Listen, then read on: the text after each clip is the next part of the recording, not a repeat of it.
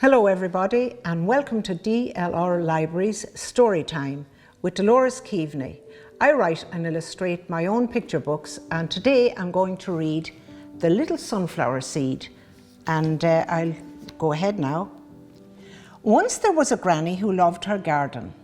She would spend many hours every week weeding it and keeping it looking wonderful.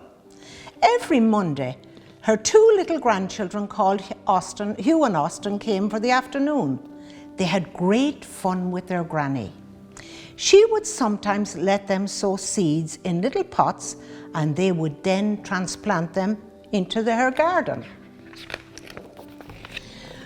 On one of those visits, they went to the garden centre to buy some seeds for the garden. While they were there, Granny saw a notice that read, "The tallest sunflower competition."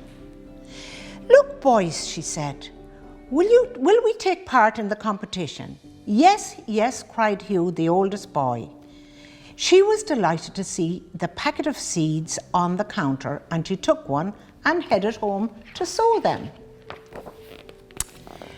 The children opened the packet and shook out the seeds. They all looked good except for one. "Look, Granny," they said, "this is a very tiny seed. Will we throw it away?" Granny took one look and realised it was the smallest little seed she had ever seen.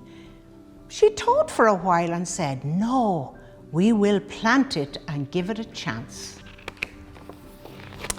They got lots of little pots and filled them with compost, and the children planted all the seeds, including the tiny little seed that was so small you could hardly see it. They got a pen and paper and wrote a little sign on the pot which said, "Smallest sunflower seed." They then watered them and left them in Granny's nice warm greenhouse for a week or two. Granny had not much hope for this tiny seed, but every day she would go to her greenhouse and water it and talk to it.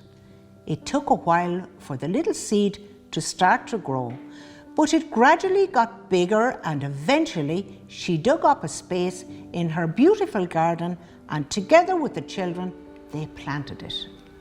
They also planted the other seeds, which were very big and strong, and took great care of the little seed, watering and staking it, and it just grew and grew. Every day Granny would check it, and every day it grew taller and taller. All the other sunflower seeds also grew. Suddenly there was a competition on among them, including the little one, to see how tall they could grow. As the weeks passed and the long summer days came and went, the sunflowers grew and grew. Every time the children came for their visit, they would sing a little song. "Sunflower, sunflower, standing very tall. Sunflower, sunflower, against the garden wall. Sunflower, sunflower, growing up so high. Sunflower, sunflower, right up to the sky." Granny and the children went away on their holidays, and when they came home, they ran down the garden to see the sunflowers. "Look, look," she said to the children. They were all amazed to see all the beautiful sunflowers swaying in the wind. "Look how big and tall they have all grown," she said. The tallest of all was the tiny little sunflower seed that they had almost thrown away. This sunflower was at least 10 foot tall, and its beautiful big flower head was bursting with colour and danced and swayed in the breeze. Many bees were buzzing around the sunflower head, collecting up pollen for their hive. Granny could not believe that such a tiny seed would produce such a beautiful, tall flower. "Let's go to the garden centre with our entry for the competition," she said to the children. The owner came with his tape and measured it. They were all so excited because they knew that their sunflower would definitely be the tallest. They had to wait a while for their result. A week passed and one day there was a knock on the door. It was the owner of the garden centre with a very big shiny cup.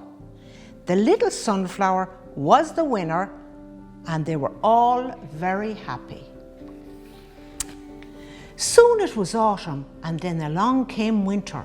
All the yellow flowers on the sunflower had disappeared. All the pollen had been collected by the bees. The once beautiful sunflower was dried up and looked dead. But it was not dead at all. Right there in the centre of the dried up flower were hundreds of fat, juicy sunflower seeds. Granny and the children collected up some of them to eat for their breakfast every morning. She also saved some to sow next year in her garden. When the frost came, all the birds in the area had lots of juicy sunflower seeds to feed them right through the winter. So go ahead and plant some sunflowers, and maybe you will be the next owner of the tallest sunflower in the world. And just remember that the smallest can be the greatest. The end. Thank you.